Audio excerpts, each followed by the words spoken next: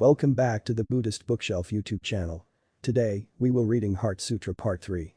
What characterizes the state of ignorance in the Trelok? Ignorance and delusory views still predominate, as countless as the atoms in the universe, although beings in that realm have relinquished some part of both. Their understanding of action in principle is far from clear, and, therefore, they cannot stop the conversion of their thoughts into the cycle of birth and death, even though they have been released from the four states, or conditions, found in mortality. The Arhat, who has completed the fourth and the highest stage attaining the fruit and the path is, likewise, liberated from these four mortal conditions. Worldlings cannot escape the two kinds of birth and death, no matter how long their earthly existence might last. Furthermore, even though reborn in the realm of formlessness, they, nevertheless still have birth and death, even after 84,000 kalpas. That is, indeed, a very long time.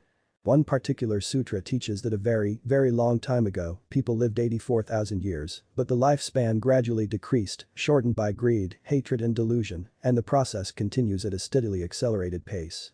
Thoughts of the past or future tend to make people uneasy or jittery. According to the Tiantai method of counting kalpas, the lifespan of 84,000 years is taken as the basis. It is reduced by 1 year a century until the lifespan has reached 10 years, at which point the counting is reversed and years are added, one at a time, up to 84,000. Such a full cycle is called a small kalpa. 20 of these produce one middle kalpa and 4 middle kalpas are called a great kalpa. Several different systems of calculating a kalpa exist, depending on the cosmology used as the point of departure. The heavenly existence in the realm of form is 84,000 great kalpas long, yet these beings, too, must die in the end if they do not understand the Buddha's teaching and do not practice accordingly. They may be reborn in any circumstances and may suffer a great deal, depending on whether their causes were good or evil. It is absolutely inevitable. The preceding explanation has dealt with the 5 fundamental conditions creating passion and delusion. We understand presently that neither heaven dwellers nor worldlings can escape suffering on the wheel of birth and death unless they terminate the 5 fundamental conditions creating passion and delusion. There is, however, more happiness in heaven than in the world. To end the 2 kinds of birth and death and the 5 fundamental conditions giving rise to passion and delusion, one must make the great vow to attain enlightenment, and to be able to do that one must study and practice the Buddha Dharma. The passage we are just concluding is related to the 2 kinds of birth and the 5 fundamental conditions giving rise to passion and delusion, which are dependent on the 5 skandhas, namely, form, feeling, conception, volition and consciousness. At the time of his attainment of the radiant wisdom, the Bodhisattva of Avalokitesvara conquered all ills and suffering by apprehending beyond any doubt that all 5 skandhas are devoid of independent existence. Though, Sariputra, form does not differ from voidness, and voidness does not differ from form. Form is voidness and voidness is form, the same is true for feeling, conception, volition and consciousness. In this part of the Heart Sutra, the Buddha expounds the luminous Dharma of the middle way, or when coursing in the deep Prajñāpāramitā, so that the saints of 3 kinds will have the occasion to relinquish their less than perfect views. This sutra was translated by the Tripitaka master Xuanzang, who depended on the Buddha alone for its meaning, and, therefore, we should consider this teaching to be spoken by the Buddha. The Bodhisattva of Avalokitesvara, while practicing the deep Prajñāpāramitā, attained radiant wisdom through a full understanding of the ultimate voidness of the 5 skandhas. The Dharma of the skandhas is a teaching of existence rather than of emptiness, but due to the depth of his prajna contemplation, the Bodhisattva acquired a full, complete understanding of true reality. He ended simultaneously the 2 kinds of birth and death and the 5 fundamental conditions giving rise to passion and delusion, and, thus, irreversibly overcame all suffering. Turning to and addressing Sariputra, the Buddha reiterated the essential point for the benefit of those not understanding clearly. Sariputra was the best of the best, the most advanced Sravaka or hearer, renowned for his sagacity. According to an established Indian custom regarding personal names, a person could decide to use either his or her mother's or father's name, or both. The word Sariputra, Jiu Lu Tzu in Chinese, literally means a certain species of waterfowl similar to an egret. Sariputra chose to use the name of his mother, who was said by those who knew her to have luminous eyes like that particular bird. She had the reputation of surpassing her brothers in wisdom and keen spirit. Sariputra's mother was an adept of the heterodox path and, as her name suggests, she was a person of the highest wisdom. Thus, directly addressing Sariputra, the Buddha declared, form does not differ from the void, and the void does not differ from form, the same is true for feeling, conception, volition and consciousness. This statement highlights and expands the foregoing sentence of the sutra, leading toward a deeper, sharper understanding of its essential teaching. This dharma might not be clearly understood, however, without at least some further explanation. I have already, heretofore, introduced the fivefold interpretation of the meaning of voidness or emptiness as follows. The obstinate voidness of worldlings, the annihilation voidness of those traveling the outer or heterodox path, the voidness understood by means of analysis as practiced on the path of the two vehicles. The void perceived by bodhisattvas as the true substance of the universe, the supramundane void of true existence. Thus, form does not differ from the void, as an observation of inconceivable wisdom rooted in the deep practice of Prajñāpāramitā. The sense organ group produces three types of experience. Touching combined with seeing, the activity of one sense organ door alone, activity of the mind alone. This point relates to the six kinds of data: sight, hearing, smell, taste, touch and thought. And the corresponding six material sense organs: eye, ear, nose, tongue, body and mind. All our experiences, physical and mental, are generated and accumulated by this group. During their interaction with their objects, the senses are affected or contaminated by earthly views. The result, then, is dust, attraction or aversion of the senses, which characterizes the sentient sphere or kammadhatu. Dust of this kind is one of the major hindrances to enlightenment. Let us proceed with an analysis of these three types of experience. The first is experience that comes about through contact with form, any form, by means of combining seeing and touching, and includes mountains, rivers, houses, flowers, dogs, our bodies and all the other forms that have corporeality and can be touched as well as seen, and the result of that contact is the dust of form. The second is the kind of experience produced separately by one of the four based on contact: hearing, tasting, smelling, and touching. Hearing is accomplished by the ear and produces sound dust, smelling is accomplished by the nose and results in smell dust, tasting is done with the tongue, generating taste dust, and touch informs us of bodily states, thereby producing touch dust. The third kind of experience arises from mental activity alone. It engenders mind objects, thoughts or ideas and eludes both sight and touch. While each of the five sense organs has its own specialized field, the mind knows and receives all of them. The mind object or mental formation is a shadow of the five kinds of dust. The mind knows all of them, but they do not know and cannot know one another. The six kinds of dust generate these three kinds of experience, but where do the six kinds of dust come from? With our five physical sense organs, we experience the material world. When a sense organ relays information obtained through contact to its corresponding consciousness, the dust is produced. The six kinds of dust involve the participation and combination of numerous forms in the process of generating the three types of experience. How, then, can form be considered the true existence of the supramundane emptiness? How, then, can we call void what our eyes can see and our hands can touch? We may believe we see with our eyes, but, actually, it is our seeing nature that sees. A dead body, for example, though having eyes, cannot see because its seeing nature is no longer there. The seeing nature, as substance, has no specific residence. It is neither the brain nor the mind. It is vast and boundless, signless, unattainable. Despite the fact that we can see whatever is in front of us, we cannot see our own seeing nature. Because our seeing nature cannot be traced and cannot be fathomed, we assign to it the term emptiness or voidness. We say, furthermore, that emptiness is the substance of our nature. Speaking of the seeing nature and the number of colors seen, as well as their characteristics, is without relevance. To put it simply, form is nature and nature is form. Thus, nature being void, form is also void. What does it mean when we say that form is nature?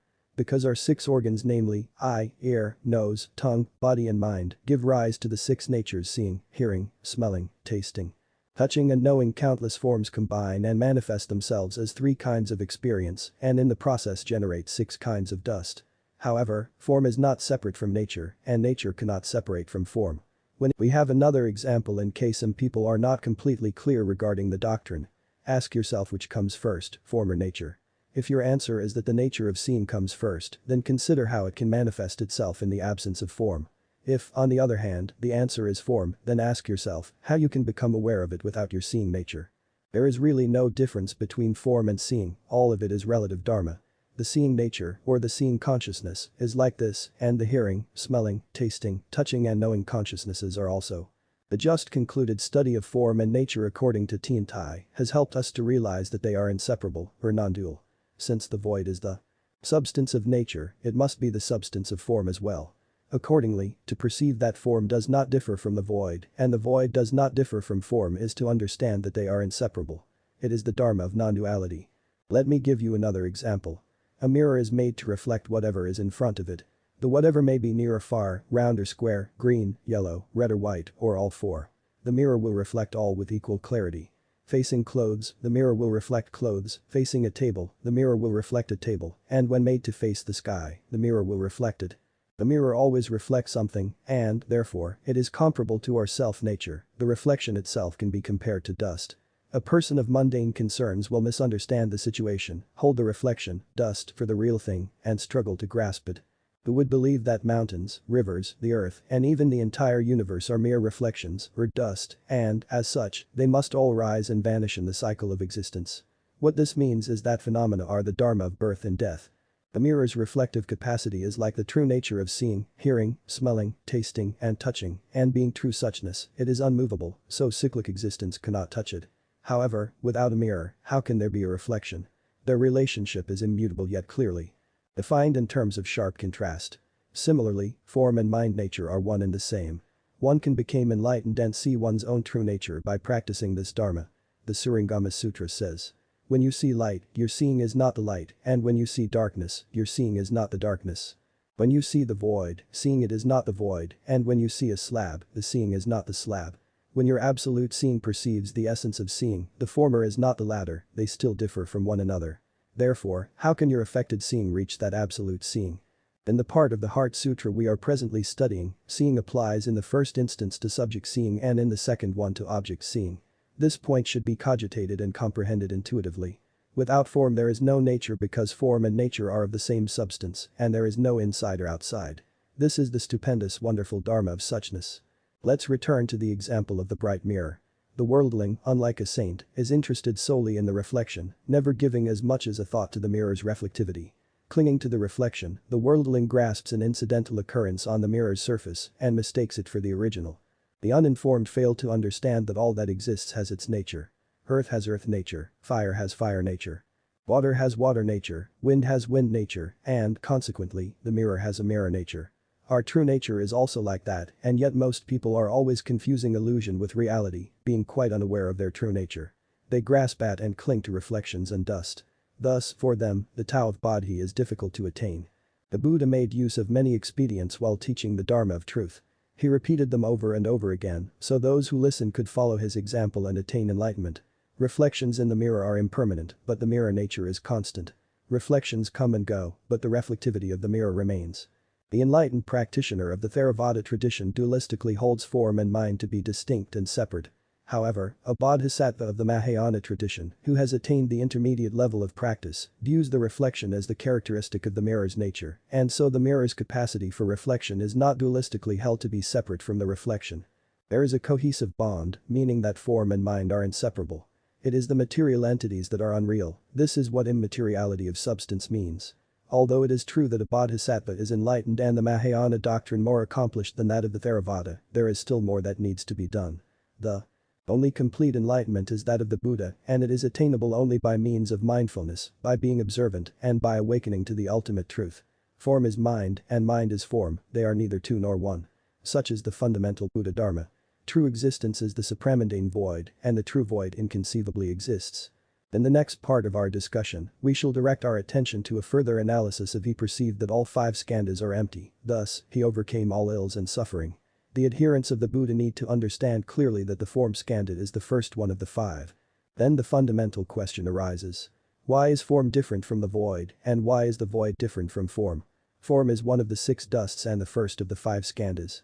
To consider form as having an independent existence is one of the wrong views. Actually, form is not different from the void.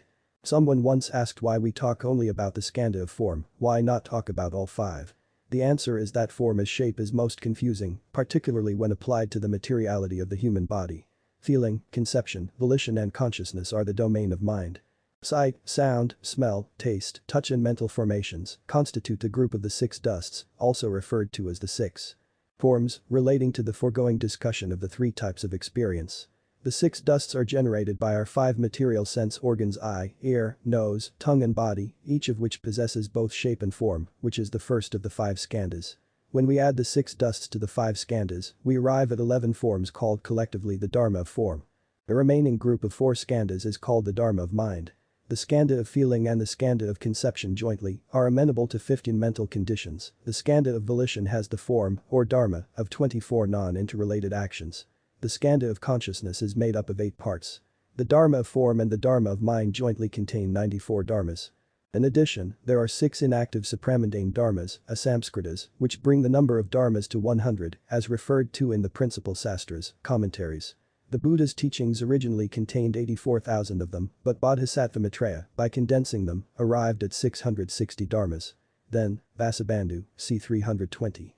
400 CE, the Bodhisattva of non-attachment, and his older brother Asanga, c. 310-390 CE, distilled their content further to obtain 100 dharmas, simplifying it for future students. The domain of mind is vast, it contains 4 skandhas out of the 5, and its cultivation is the means to the attainment of the path. Returning to the analogy of the bright mirror, we should understand that the reflection, or image, is composed of 94 form and mind dharmas, while the 6 inactive, supramundane dharmas, asamskritas, constitute the mirrorness, or true nature, of the mirror.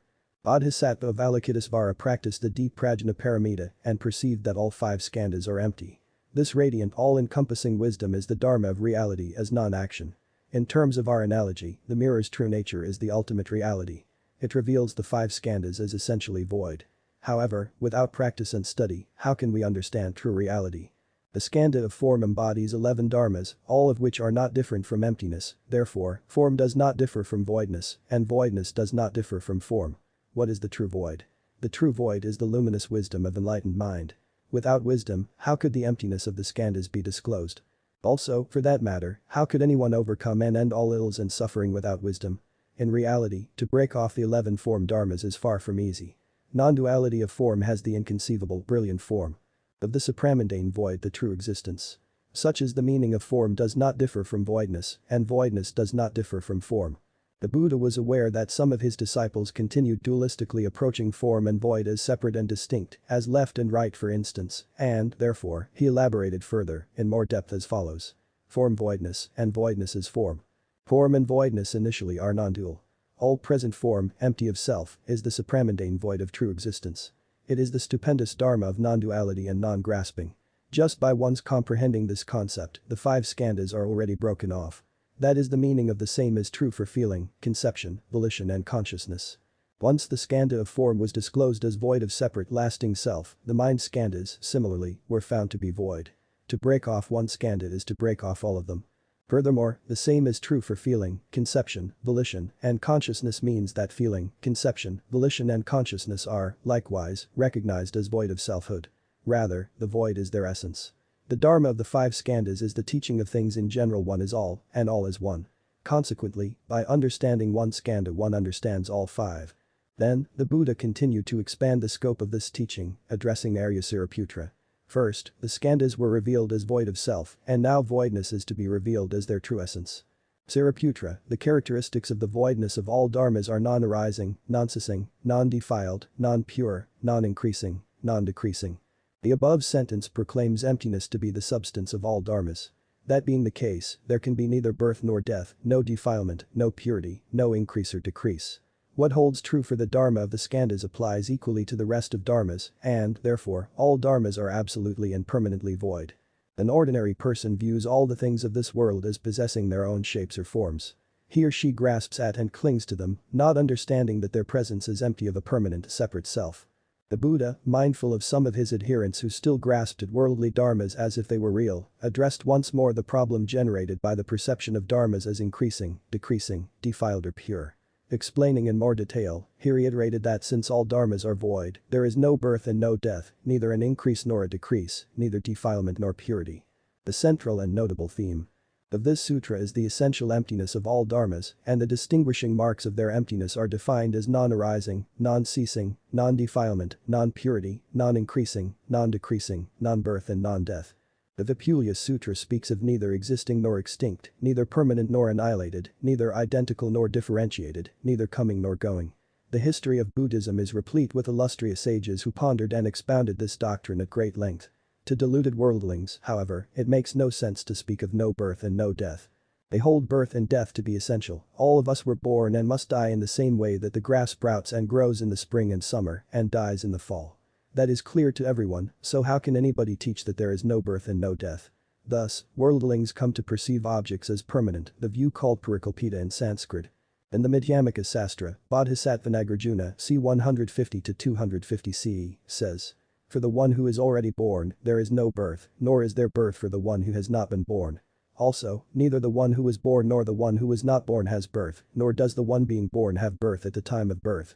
For example, grass that is 1 foot tall is no longer sprouting. That is what is meant by no more birth for the one already born. Now, suppose that the grass that is presently 1 foot tall is allowed to grow 1 more foot. It still cannot be said to have birth because there is no manifestation of birth. That is what is meant by what has not been born yet has no birth. The grass cannot be said to have birth or be born at any specific time during its sprouting, and so it is said that the one being born does not have birth at the time of birth. The mark or the sign of birth does not obtain at any one moment. Bodhisattva Nagarjuna demonstrated by means of this example that the doctrine of no birth makes perfect sense and that it is relevant to an understanding of the teaching. I have already explained birth and non-birth. Let me explain now the opposite of non-birth. For the one already dead there is no death, for the one not yet dead there is no death either. At the time of dying there is not one specific instant in which death manifests itself. The following explanation should clarify the 8 dharmas of form. Neither existent nor extinct, neither permanent nor annihilated, neither identical nor differentiated, and neither coming nor going. The simple statement of non-birth and non-death would not be convincing enough, so, to counter any argument, the Buddha added neither permanent nor annihilated for those holding on to doctrine of permanence. To make it succinct in terms of the luminous dharma, it is often said, if you open your mouth you are already wrong, if you give rise to a single thought, you are in error. All of this is inconceivable. However, the Surangama Sutra simply asserts, the language we use has no real meaning. I would like those who hold things to be permanent to explain why we cannot see at present all those who have lived before us. If you consider thusly, the impermanence of human existence becomes immediately apparent. Similarly, those who subscribe to the annihilation theory should tell us how it is possible for us to eat last year's rice. The day's rice is the seed from last year's plant, which, in turn, grew from the seed of the previous year. That should be evidence enough that the annihilation theory does not work, as asserted by the aforementioned neither birth nor death, neither permanence nor annihilation. Regarding neither identical nor differentiated, it means not being the same or alike and not being varied either, it also means being neither one nor many. Consider the human body, for example. It is a collection of many dissimilar parts, i.e., skin, muscle, tendons, bones, blood, viscera and more. Though we refer to it as one body or one sentient being, there are, actually, more than one. However, the body cannot be called a group or a composite. Because it is perceived as an entity. Thus, the idea under discussion can reasonably be reformulated as one is all, and all is one. The ultimate dharma is the silence that follows after the sound of discussion has ceased and when the role of thought is done. Neither coming nor going addresses the view of things as having independent, lasting existence. By coming and going we imply questions such as where do people come from and where do they go. Similarly, some may wonder, where do mountains come from and where do they go? Again, the view that holds everything in the world to be in some way continuing is called in Sanskrit parikalpita. This view is based on a fundamental cognitive distortion, bringing further distortions in its wake. From there on, there is birth and death, permanence and annihilation, sameness and differentiation, coming and going. The foregoing discussion of the superb doctrine has dealt with neither birth nor death, neither permanence nor annihilation, neither sameness nor differentiation, and neither coming nor going. Now we are going to turn our attention to the doctrine of the ultimate reality as not defiled, not pure, not increasing and not decreasing, and dependent only on the substance of prajna, or the voidness of all things. Both defiled and pure are without definite form, thus leaving everyone to his or her own resources, or subjective point of view. Rejecting defiled and clinging to pure give rise to yet another defilement because of our natural tendency toward opinions and prejudice. It is only when discriminating thought no longer arises that liberation can be attained. Let us imagine that someone slips while walking on a country road, while getting up he or she puts a hand in some dung. This person washes the dirty hand and having done that, considers it clean. Had a handkerchief been used instead to wipe that hand clean, it would have been considered somewhat soiled even after many launderings, it might even be discarded. However, the hand cannot be discarded since it forms an essential part of owner's body, one has no other alternative but to wash it carefully and then accept it as clean. The handkerchief is easily abandoned, however, and for that reason there is no need for the mind to hold on to the idea of soiled. A female scholar named Lu Mei Sun once told me a story about a friend of hers, a lady who lived in a village. Once her friend went shopping in a nearby town where she saw a pretty enamelware receptacle that she liked well enough to buy, she derived much pleasure from serving food in it. About 6 months later she invited several of her friends for a special meal and used her favorite vessel to serve it in. Her guests, however, were repelled by it because they identified the vessel as a chamber pot. in spite of the fact that the pot was never used for anything else but food since the lady had brought it home brand new from the store. Her friends were taken aback. Through this example, we can appreciate how the view of soiled and clean is totally grounded in the assumption that things have permanent and, therefore, independent existence. Also, there is a certain soy condiment that is very popular, but most of those who consume it are not aware of the process used to make it. During its fermentation, the condiment harbors colonies of maggots. They are carefully removed prior to the products being offered for sale. People enjoy the flavor, but were they reminded, while eating it, that it was once populated by maggots, they might suddenly consider the condiment dirty and stop eating it. Clearly, the maggots feel perfectly at home in the midst of the decomposing material, and the question of dirty or clean does not arise, yet rotten or decomposing material suggests dirt and disgust to the minds of people. Similarly, those who inhabit heavenly realms consider us, the earthlings, dirty, yet they, in turn, are deemed dirty by the Arhat, or saint of the Theravadan tradition, while he, the Arhat, is perceived as dirty by a bodhisattva. Thus, the demarcation between pure and impure is far from clear. If your mind is impure, the world appears correspondingly impure, and vice versa. All these distinctions are arbitrary, yet people grasp them, clinging to their views as if they were carved in stone. Finally, we are going to talk about increase and decrease. As it is to be expected, these two terms are, likewise, completely relative. There may be an increase in the decrease or a decrease in the increase. Let me give you an example. There are 90 days of summer. At present, 30 days of summer have already passed. We might say that hot weather has been increasing over the past 30 days, or we can put it differently by saying that the hot season has decreased by 30 days. An idiomatic saying puts it as follows. Months and years have no feelings, they just decrease while they increase. While the years increase, our lifespan decreases says the same thing, using different words. I am 84 years old. If I am to live till 90, I have 6 more years, and if I live 1 more year after that, it means an increase, and yet it is also a moment-to-moment decrease in my lifespan. That is the meaning of an increase in the decrease and a decrease in the increase. In a few words, there is neither birth nor death, neither impure nor pure, neither increase nor decrease. This is the wonderful doctrine of the middle way. However, most people twist their perception to fit their picture of how reality should be. Then there, indeed, is birth and death, impure and pure, increase and decrease, all being produced by the notion of ego and its concomitant craving. For that reason the Buddha taught about the true nature of reality. He pointed out that the notion of separate ego is an illusion, and he emphasized the necessity to eliminate craving if we want to bring the round of suffering to a halt. The essential point in all this is that the skandhas are all empty at this very moment, since the dharma of the skandhas is central to the Buddha dharma, the rest of the dharmas are equally empty. To reiterate once more, there is no birth and no death, neither pure nor impure, neither increase nor decrease. According to the Prajñāpāramitā Hṛdaya Sūtra, emptiness is the substance of all dharmas. Therefore, in the void there is no form, feeling, conception, volition or consciousness. The Buddha knew that repetition is essential to learning. He explained further that there is form because the mind craves it, and when mind releases its hold, form ceases to exist. It does not have any independent nature of its own. Additionally, there is no feeling, conception, volition or consciousness in the supramundane emptiness of true existence. He returned to the fundamental dharma of the skandhas again and again to explain the essential emptiness of all existence. He hoped to make the path of liberation be known by teaching it continually. Now, I shall shed some light on the meaning of the assertion all dharmas are void. The fundamental dharma of the 5 skandhas teaches that all 5 skandhas are empty, which means that there are really no skandhas. They are not the substance, but only the function, of worldly dharmas, and just as is the case with all Buddhas and Bodhisattvas, the skandhas, too, are rooted entirely in the dharma of emptiness. No eye, ear, nose, tongue, body or mind, no form, sound, smell, taste, touch, mind object, or eye realm, until we come to no realm of consciousness. This portion of the Heart Sutra is the teaching on emptiness in connection with the 18 worldly dharmas, or 18 realms. The uninstructed lack understanding of the dharma of emptiness and repeatedly yield to the play of delusion as permanence and as independent existence. The ultimate emptiness is not the obstinate void of worldlings, nor the annihilation view of those on the heterodox path, further. More, it is neither the analysis of the voidness as practiced by the Theravadins, nor the voidness of the present moment as perceived by bodhisattvas.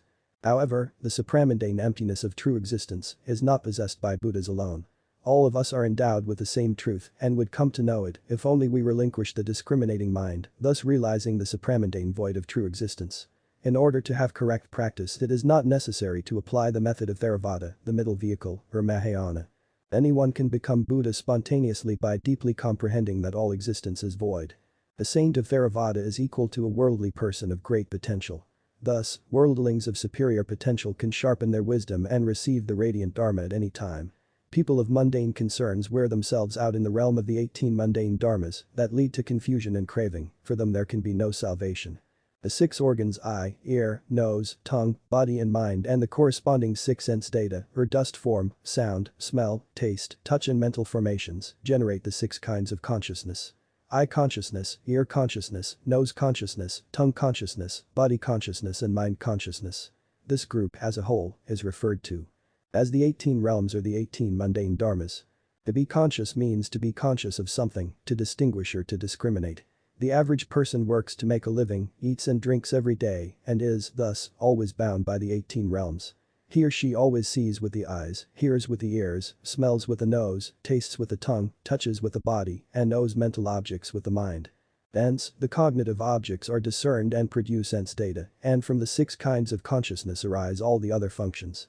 People assume the reality of the subject and object behind the process, unaware as they are of its being a mere assumption unverifiable by experience. To understand this doctrine means liberation, but becoming confused about it means falling into the ocean of suffering. The 6 kinds of consciousness arise from the 6 organs and the 6 sense data, but the 6 organs are useless to a dead body. How do the 6 kinds of consciousness receive the 6 sense data and act upon receiving them? Also, since emptiness is the substance of the 6 organs and, consequently, of the 6 kinds of sense data, what do the 6 kinds of consciousness depend on for their existence? The sutra says, no realm of the eye. Until we come to no realm of consciousness, which means there are no realm of eye consciousness, no realm of ear consciousness, no realm of nose consciousness, no realm of tongue consciousness, no realm of body consciousness, and no realm of mind consciousness. The mundane dharmas of the 18 realms with their ranges are clear. Each of them has a character of its own. As a matter of fact, just as 100 rivers merge into one ocean, all dharmas are contained in one teaching, the teaching of emptiness. To attain enlightenment instantly, all one needs is to understand comprehensively the dharma of emptiness as the essence of reality. The uninformed majority submerge their true nature in confusion resulting from a misconception regarding the 18 realms, a concept that has no counterpart in reality. Whenever mind touches a point, there is feeling, it may itch, hurt, feel numb, burn, or produce any of the countless sensations, and the knowing consciousness is alerted. When the taste buds are stimulated, there is the knowing tasting. There is sweet, bitter, sour, etc., and the tasting nature becomes confused by the variety and the complexity. Similarly, the moment the eye makes contact, the eye consciousness engages in making distinctions in terms of light or dark, and the pristine seeing nature gets covered over by them. When the ear catches a sound, the hearing nature is lost in judgments regarding it. These cognitive patterns are so deep that it is difficult to trace and abandon them, and yet they manifest a complete misunderstanding of the original nature of consciousness. Looking at the city at night, we see the brilliant lights of 10,000 households. Such is the form of light. During a blackout we are able to observe the form of darkness. Light and darkness both have birth and death, yet the seeing nature is free of cyclic existence. It is in the nature of seeing to perceive darkness in the absence of light and light in the absence of darkness. This should help us to understand the timeless seeing nature. Our tendency to crave, grasp and cling to the object of seeing is a major obstacle to an understanding of the true nature of reality. Attachment resulting from pleasurable eye contact, once established, is exceedingly difficult to relinquish. Most people do not have any understanding of the subject of seeing. The organ of the eye does not have the ability to see, only the nature of seeing does. The one who can enlighten oneself about the subject of the seeing nature can understand one's own mind and see his or her own nature immediately. Whether a person is holy or worldly depends entirely on one's ability, or the lack of it, to see his or her own original nature. This also holds true for the natures of hearing, smelling, tasting, touching, and for the nature of knowing. The Surangama Sutra says, when one organ has returned to its source, all 6 of them are liberated. Our study and practice should begin by looking inward in order to free ourselves from the effect of light and dark. It is truly important to focus our attention completely on our seeing nature. When this is accomplished, it means a true awakening to the Supreme Tao. First, however, we should learn the Buddha Dharma and try to understand the doctrine. Then, when we start to practice, we should apply what we have learned, for without practice there is no learning. Thank you for listening, this is the end of this video. As you already know, the Buddha always emphasized the importance of generosity supporting the spread of the Dharma for spiritual growth. We can cultivate this virtue in our digital age. By subscribing, liking, and sharing our channel, you're supporting the dissemination of valuable teachings, much like the Sangha was supported in the past. Your engagement accumulates positive karma for you and helps make the Dharma accessible to a wider audience, a meritorious act indeed. Let's do this with pure intentions, free from attachment and selfishness, fostering a sense of community and supporting our own spiritual journey. These principles, rooted in Buddhist ethics, continue to guide us. You will receive great blessings for supporting the propagation of Buddha's teachings in a very simple way. By subscribing, liking, and sharing to help spreading the Buddha teaching to all human beings. Wishing you and your family always have a peaceful and happy life.